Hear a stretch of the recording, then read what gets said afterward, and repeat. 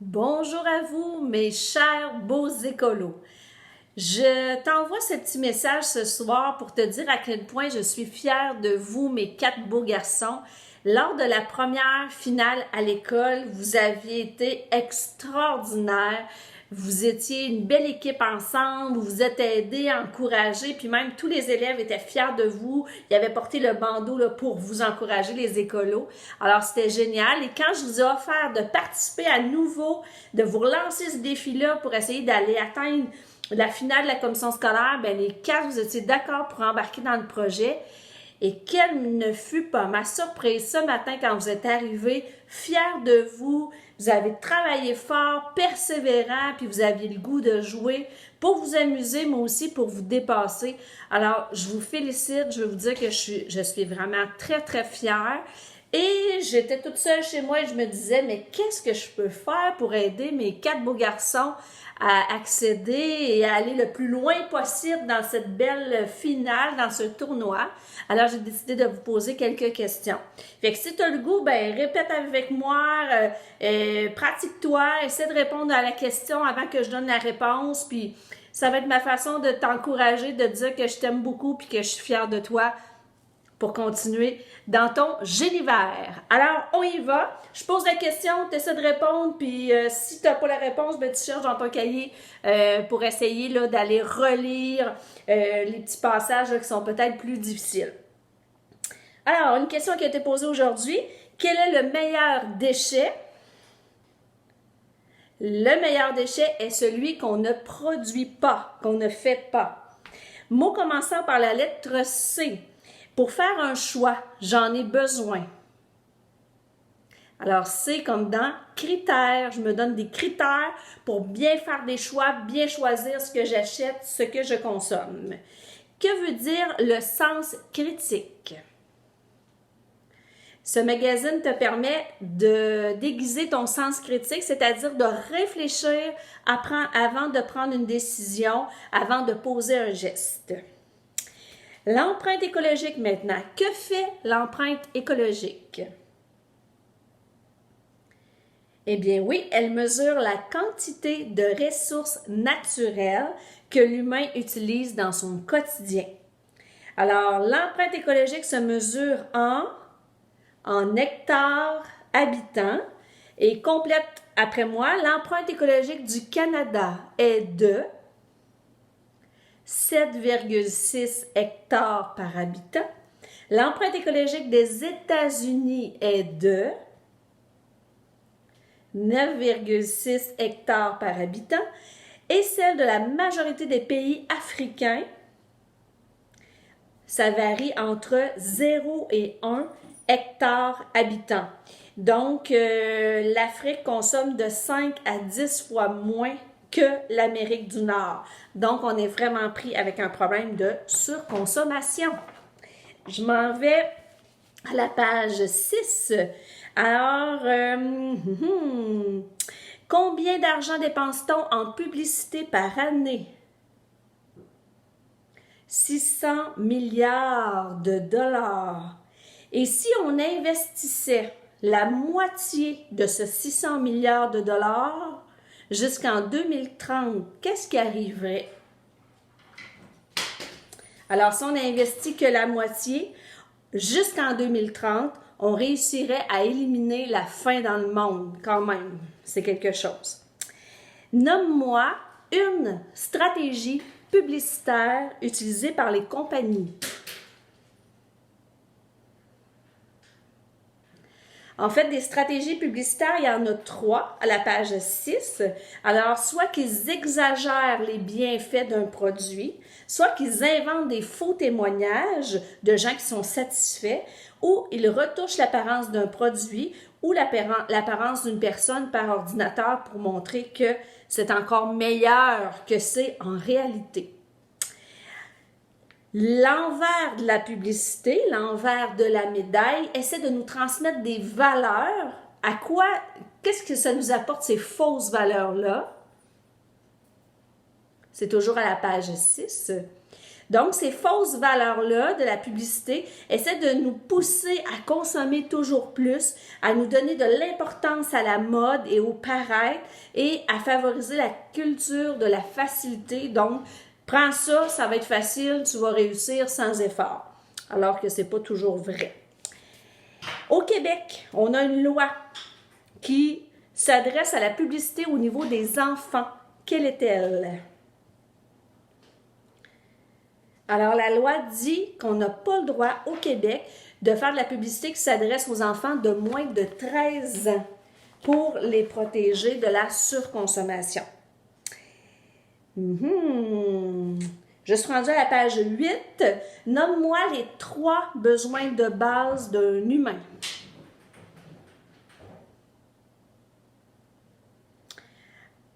Alors, il y a les besoins physiologiques, donc tout ce qui est physique, manger, dormir, boire. Les besoins affectifs, donc d'avoir de l'attention, des câlins, de la tendresse. Et les besoins relationnels, donc de communiquer avec quelqu'un, d'être entendu, d'être reconnu. L'ONU estime à combien de personnes dans le monde souffrant de malnutrition? Malnutrition, ça veut dire qu'ils ne mangent pas à leur faim à tous les jours. Bien, on estime à 820 millions de personnes dans le monde qui souffrent de malnutrition. C'est énorme. Combien d'humains dans le monde n'ont pas accès à de l'eau potable? Il y a 2,2 milliards d'humains dans le monde qui n'ont pas accès à l'eau potable. On dit que le Canada, les familles canadiennes sont vraiment surendettées, consomment vraiment, surconsomment beaucoup. Alors, on dit qu'en 2019, pour chaque dollar, pour $1 gagné, combien les familles canadiennes dépensaient en moyenne? Elles dépensent 1,77 $. Donc, 1,77 $, c'est ce qu'ils dépensent pour $1 gagné. Fait que c'est sûr qu'il va manquer d'argent là au bout du compte, c'est sûr et certain.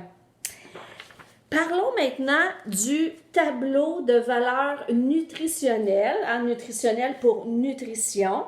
Alors là-dedans, on a toujours là, les chiffres pour une journée. Fait que par exemple, on a le taux de sodium. Que veut dire sodium? C'est le sel, évidemment, la quantité de sel, toujours pour une journée. On a les valeurs en glucides du produit. Que veut dire glucides? C'est la quantité de sucre. Et que veut dire lipides? C'est la quantité de gras. Alors, que le produit contient toujours pour la journée sur l'étiquette du produit. N'oubliez pas aussi de réviser peut-être vos petits logos. On n'a pas eu aucune question jusqu'à maintenant, mais ça pourrait revenir. Ensuite, un concept qui était difficile, c'était les zones franches. Qu'est-ce que c'est une zone franche? Eh bien, la réponse est à la page 12 en haut. La zone franche est une partie du territoire d'un pays où s'installe une entreprise multinationale. Ça veut dire une entreprise qui vend partout dans le monde. Mais à cet endroit-là, l'entreprise bénéficie d'avantages sociaux de la part du gouvernement. Fait que, par exemple, ils ne paient pas de taxes, il y a une réduction sur les impôts. Fait qu'ils s'en vont là, dans les zones franches. Fait que, tu sais, les lois sont plus ou moins respectées.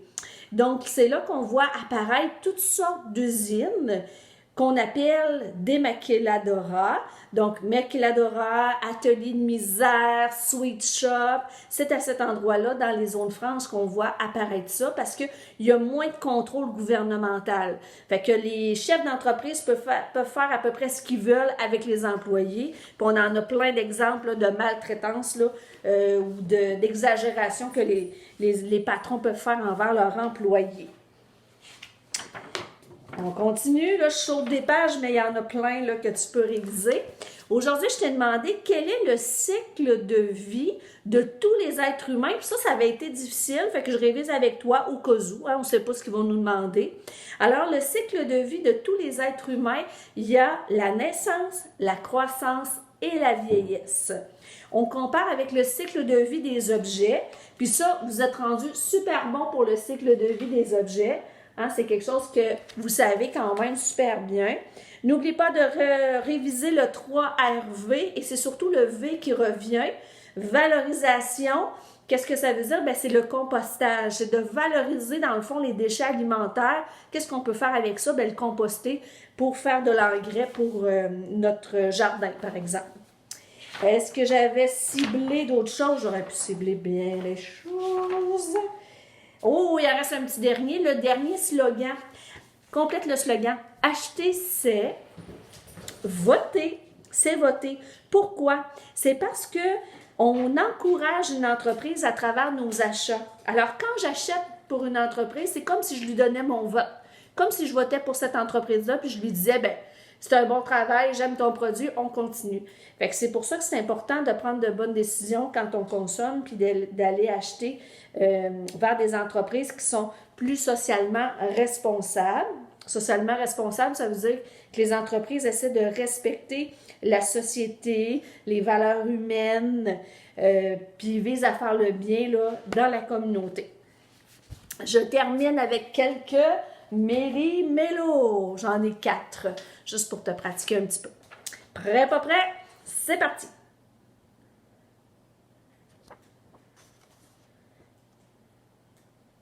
Alors, on a vu quasiment à travers hein, la réponse. Alors ici, c'était emballage. Ça, si tu veux, tu peux t'en faire, peut-être t'en faire par tes parents pour t'aider un petit peu là, à être rapide parce que tu sais, il faut peser, ben, pas sur le buzzer cette fois-ci, c'est de mettre une lettre puis faire Enter, mais il faut être rapide. Le suivant.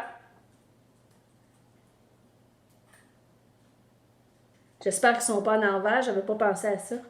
Ça, c'est nutritive, comme la valeur nutritive, donc les nutriments là, qui sont dans les aliments. Le troisième.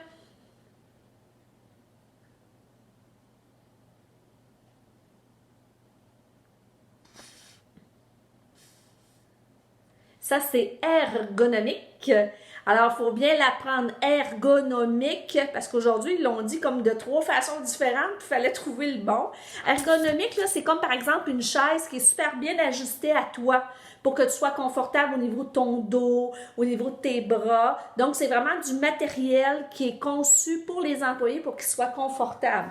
Évidemment, dans les maquiladoras, c'est du matériel qui n'est pas confortable, donc non ergonomique. Il faut changer ça.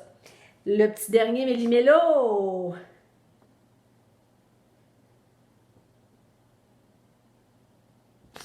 Et c'était le mot entreprise. Et voilà, ça fait déjà une dizaine de minutes que je révise avec toi. Fait que j'espère que ça t'a aidé un petit peu. Puis le meilleur conseil que je peux te donner, c'est de relire ta revue. Ah oui, de te faire poser des questions, mais vraiment de relire pour comprendre l'information. Parce que plus ça va aller dans le jeu, bien, plus ça va être des questions de compréhension. Puis surtout, bien, d'être fier de toi, de te reposer, de relaxer. On sait qu'on apprend quand on dort la nuit, hein? Le cerveau fait du ménage. Puis, vous êtes super bon. Je vous aime beaucoup.